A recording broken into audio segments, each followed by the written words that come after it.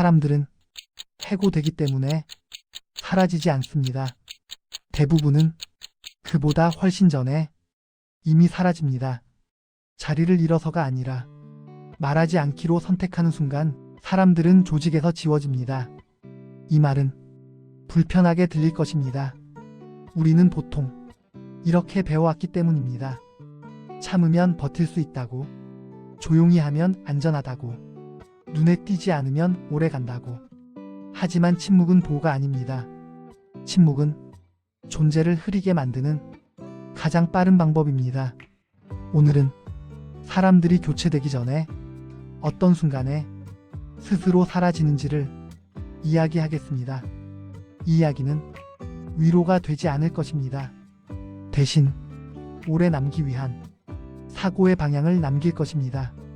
사람들은 침묵을 이렇게 설명합니다. 괜히 문제 만들고 싶지 않아서, 지금은 때가 아니라서, 아직 제 위치는 아닌 것 같아서. 이 말들은 겸손처럼 들립니다. 하지만 스피노자는 윤리학에서 이렇게 말했습니다. 인간은 자신의 무력함을 이성으로 포장한다.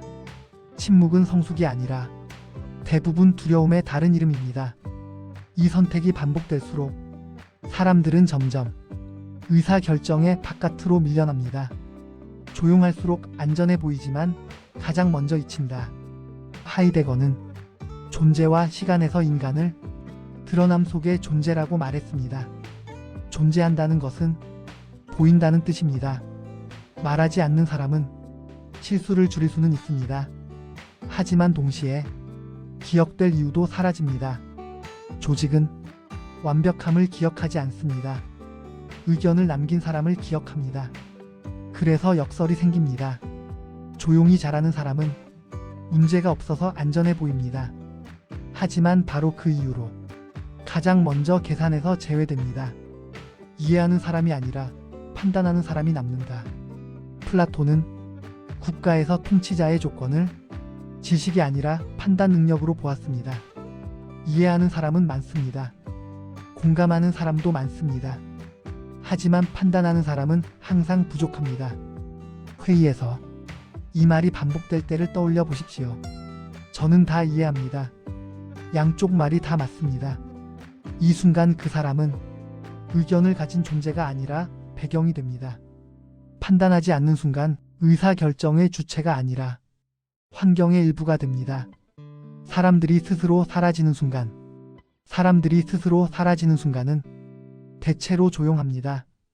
문제를 느끼지만 말하지 않을 때, 기준이 어긋났는데 넘길 때, 불편함을 성격 탓으로 돌릴 때, 이때 사람들은 이렇게 스스로에게 말합니다. 내가 예민한 거겠지. 굳이 말 안 해도 되겠지. 니체는 이 상태를 노예 도덕의 시작이라고 불렀습니다. 자기 판단을 스스로 무력화하는 순간 사람들은 자기 자리를 포기합니다. 말하는 순간 위험해지지만 말하지 않으면 사라진다. 말하는 사람은 불편한 존재가 됩니다. 그래서 많은 사람들은 침묵을 선택합니다. 하지만 한나 아렌트는 악의 평범성을 설명하며 이렇게 말했습니다.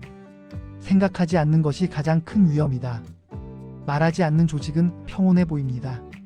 그러나 그 안에서 사람들은 점점 기능으로 환원됩니다. 기능은 언제든 교체됩니다. 정리하겠습니다. 사람들은 교체되기 때문에 사라지지 않습니다. 먼저 자기 판단을 접는 순간 이미 사라집니다. 침묵은 안전이 아닙니다. 이해는 자리가 아닙니다. 성실함은 보호막이 아닙니다. 남는 사람은 완벽한 사람이 아닙니다. 불편한 순간에도 판단을 남긴 사람입니다. 이 채널은 더 참으라는 말을 하지 않습니다. 이미 충분히 참아왔기 때문입니다. 조용히 사라지지 않고 오래 남기 위한 사고의 구조를 이야기합니다. 오늘 이 내용이 불편했다면 당신은 아직 사라지지 않았다는 뜻입니다. 불편함을 느끼는 사람만이 자리를 다시 선택할 수 있습니다. 이 채널의 영상을 계속 받아보고 싶다면 구독과 좋아요를 눌러주세요. 여러분의 관심이 큰 힘이 됩니다. 감사합니다.